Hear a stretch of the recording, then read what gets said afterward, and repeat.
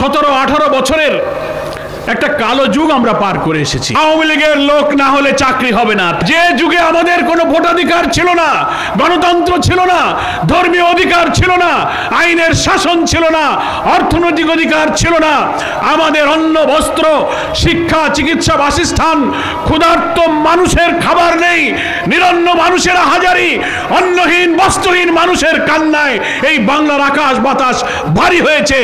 একদলীয় কর্তৃত্ববাদী এক ব্যক্তি, এক নেতৃত্ব, শেখ পরিবার একটি দলের নেতৃত্বে বাংলাদেশ জিম্মি হয়ে জাহেলিয়াতের অন্ধকারে ডুবে গিয়েছিল। আওয়ামী লীগের লোক না হলে চাকরি হবে না, তাদের ছেলে না হলে ব্যবসা হবে না, শেখ পরিবারের আত্মীয় না হলে ব্যবসা বাণিজ্য চাকরি জীবনের কোনো নিরাপত্তা নাই। আজকে 17-18টি বছর আমাদের ব্যবসা বাণিজ্য, আমাদের সন্তানদের চাকরি বাকরি, রাজনীতি অর্থনীতি সব তছনছ করে দেওয়া হয়েছে। সেই জন্য আমরা বলি আমরাও একটি জাহেলিয়াতের যুগ পার করেছি, আমরা একটা কালো যুগ পার করেছি।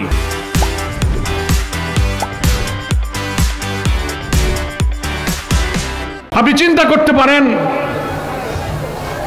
গণতন্ত্রের কথা বলে ওনারা ক্ষমতায় আসলেন, কিন্তু ক্ষমতায় এসে তিনি গণতন্ত্রের কথা সব ভুলে গেলেন। কি বলেন, ঠিক কিনা?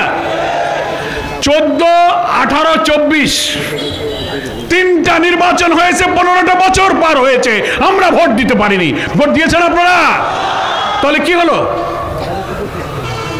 আপনি কর্তৃত্ববাদী শাসক,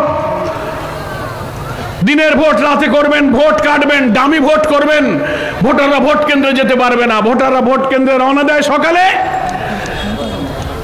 রাস্তায় গাড়ি আটকিয়ে ছাত্রলীগ, যুবলীগ, আওয়ামী লীগ আর পুলিশ লীগ, এরা বলে ভোট হয়ে গেছে, বাড়ি চলে যান। কি বলেন, ঠিক কিনা?